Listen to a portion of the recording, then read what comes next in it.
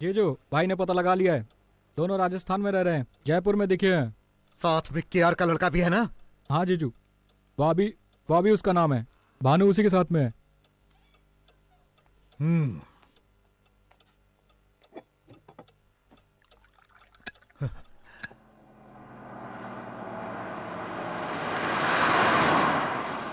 बच्चे लोग, हाँ बोलिए। मुझे अपना बड़ा भाई समझकर तुम लोग मेरी बात मान लो। किस लिए? वो इसलिए कि बच्ची साड़ी में बहुत सुंदर लग रही है। भारतीय संस्कृति के अनुसार औरत के माथे पर बिंदिया होनी चाहिए। अच्छा, आगे बोलिए। बच्चा लोग, शादीशुदा औरत के गले में मंगलसूत्र भी होना चाहिए। हाँ बात है अंकल, बिल्कुल सही बोला, लेकिन अभी वो वक्त आया नहीं है। बड़े विचित्र आदमी हो। तुम्हारे ससुराल वाले क्रिश्चियन तो नहीं है? नहीं अंकल, क्रिश्चियन नहीं है। फिर ये लड़की किस धर्म की है? वही जो इसके डैडी का धर्म है, वही धर्म इसका भी होगा ना। ओह, मजाक करते करते सारी बातें टाल रहे हो। अरे मजाक करने की तो आदत है मेरी। ये लड़की क्रिश्चियन धर्म की होती तो अलग बात होती, लेकिन ये हिंदू धर्म की है, इसलिए इसके गले में मंगलसूत्र होना चाहिए। क्या अंकल बाल की खाल निकाल रहे हो? अब तो मंगलसूत्र पहनाना ही पड़ेगा। धर्म के हिसाब से तो बांधना चाहिए, अभी बांध दो ना। बहुत मुश्किल है। अगर ये लड़की हिंदू है तो इसके बाप का नाम बताओ। मैंने बताया था ना, जिन्होंने इसे पैदा किया। और इसकी माँ? वो इस दुनिया में नहीं, वो मंगलसूत्र कैसे पहनेंगी? और तुम्हारे माँ बाप? अरे क्या बताऊं अंकल, वो फिलीपींस के थे। ओ, इधर? हाँ इधर। तो फिर इधर? फिर इधर।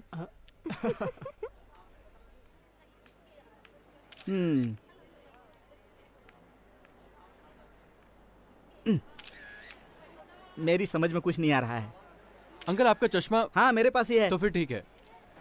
हम इनके बारे में कुछ नहीं जानते। वहाँ जाइए, शायद वहाँ पता चले। हमके नहीं पता, जाके सरपंच से पूछो। हाँ मैं ही हूँ। क्या है? इस लड़की को देखा है तुमने? इन्हें तो मैंने अरे तुमसे किसी ने पूछा क्या? जब पूछेगा तो जवाब देना। चल जा, चल जा।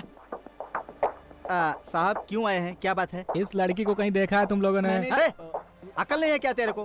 बीच में ही टांग अड़ाते रहता है, कुछ भी बोल देता है। चल भाग यहाँ से, जा फोटो खींच उधर। समझता नहीं है, बीच में टपक जाता है। चल जा। सच में बोल रहा हूँ साहब, सब के सब यहाँ पागल हैं। इनको संभालते संभालते मेरी जान निकल जाती है। हाँ तो आप क्या पूछ रहे थे? अरे इस लड़की को कहीं देखा है तुमने? ध्यान तो नहीं आ रहा है। अरे फटीचर! बॉबी,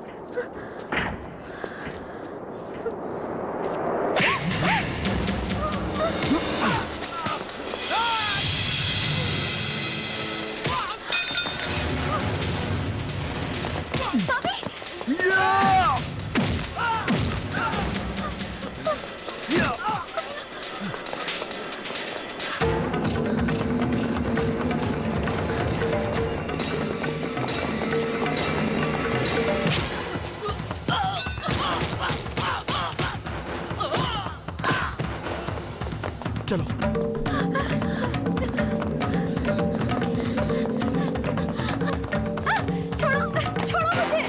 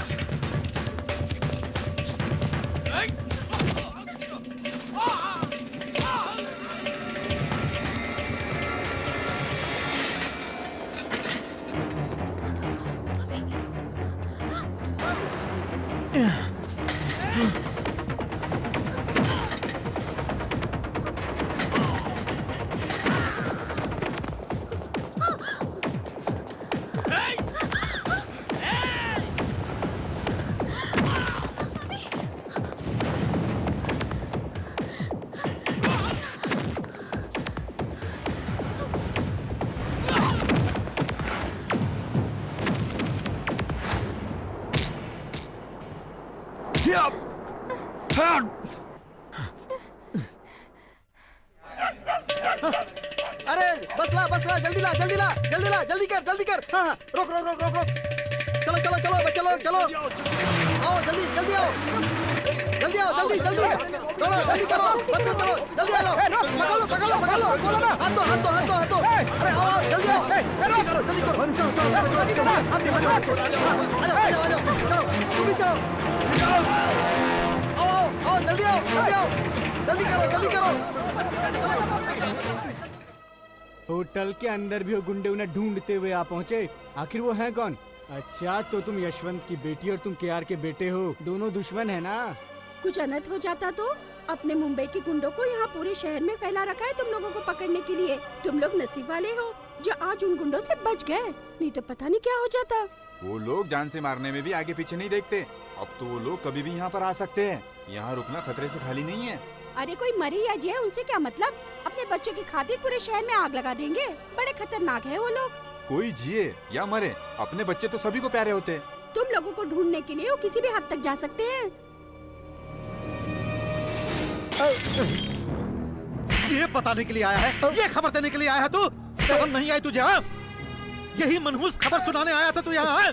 अरे उससे मार देता या खुद मर जाता। उसे मारने के चक्कर में अगर तू मर जाता तो मुझे बहुत खुशी होती। Stop it! मैं कुछ दिनों के लिए बाहर क्या चली गई तो मर गई क्या? जब देखो मारपीट, डंका फसाद, बस यही होता रहता है यहाँ पर। मुंबई से राजस्थान की बस में क्या बैठ गई, तूफान खड़ा कर दिया यहाँ पर। बीच रास्ते पर मुझे थप्पड़ मारा गया। बस में बैठे न जाने कितने लोगों ने ये देखा। क्या मैं भागने जा रही थी? आखिर आप लोगों ने समझ क्या रखा है? जब देखो मेरे पीछे सिक्योरिटी लगा के रखते हो। उस बस में मेरे साथ बॉबी भी था तो उसके साथ मेरा नाम जोड़ना जरूरी है? मैं आप सबसे तंग आ चुकी हूँ। रुक जाओ। आई एम वेरी हैप्पी माँ, वेरी हैप्पी। मैं लाइफ में फर्स्ट टाइम इतना हैप्पी फील कर रही हूँ। बॉबी की फ्रेंडशिप के लिए अगर मुझे जीना मरना भी पड़े तो मैं कभी पीछे नहीं हटूंगी, कभी भी नहीं। बॉबी के साथ रहकर मैंने बहुत सुकून महसूस किया है माँ। मुझे जीने के लिए, जीवन खुशी से बिताने के लिए, चाहे मुझे बॉबी मिले या शायद ना मिले, मुझे कोई फर्क नहीं पड़ता। मैं उसकी यादों के सहारे जी लूंगी। बॉबी के बारे में सच कहूँ तो वो मुझे बहुत अच्छा लगता है माँ। हम मर जाएं या साथ जिएं, जो खुशी है वो उसी के साथ है। अब हम दोनों एक दूसरे के बगैर अब बिल्कुल नहीं जी सकते माँ। न बॉबी और न मैं अब कभी अलग नहीं होंगे। अगर मैं मर भी गई तो ध्यान रखना माँ मेरे बॉबी का। बॉबी एक बहुत ही अच्छा और नेक लड़का है माँ। भले ही मुझे बॉबी मिले या ना मिले, लेकिन उसने मुझे जीना सिखा दिया है माँ। अब मैं बॉबी के बिना एक पल भी नहीं जी सकती, एक पल भी नहीं।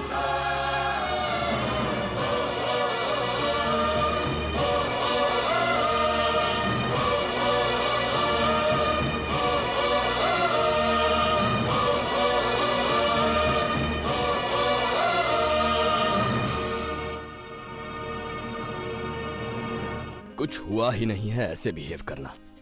मैं भी ऐसा ही करूंगा, सब ठीक हो जाएगा। ओके, हंसते रहना, गुस्सा मत होना, उससे कोई उल्टी बात मत करना, स्मूथली हैंडल करना। बच्चा है। मैं माँ हूँ जी उसकी, क्या ये बात मैं नहीं जानती? देखते जाओ सब कुछ कितना स्मूथली हैंडल करती हूँ।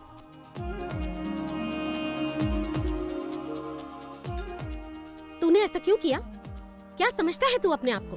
सुबह होते ही घर से निकल जाता है और बता के भी नहीं जाता है। समझता क्या है अपने आप को? तू तो अपने आप को बहुत होशियार समझता है। कुछ तो शर्म कर। तू इस घर का इकलौता है, लाड़ प्यार ज्यादा ही मिला है, इस बात का तू ज्यादा ही फायदा उठा रहा है। कुछ शर्म है क्या? किसी अजनबी लड़की के 4 दिन के प्यार में फंसकर तू हम सबको भूल गया। इतनी प्यारी हो गई है वो लड़की तुझे। अगर तुझे कुछ हो जाता तो हमारा क्या होता, तूने कभी सोचा है? तेरे सिवा हमारा है ही कौन? अपने पिताजी की तू जान है, उसके बदले तू उन्हें क्या दे रहा है? पता है एक दिन तू हमारी जान लेके रहेगा।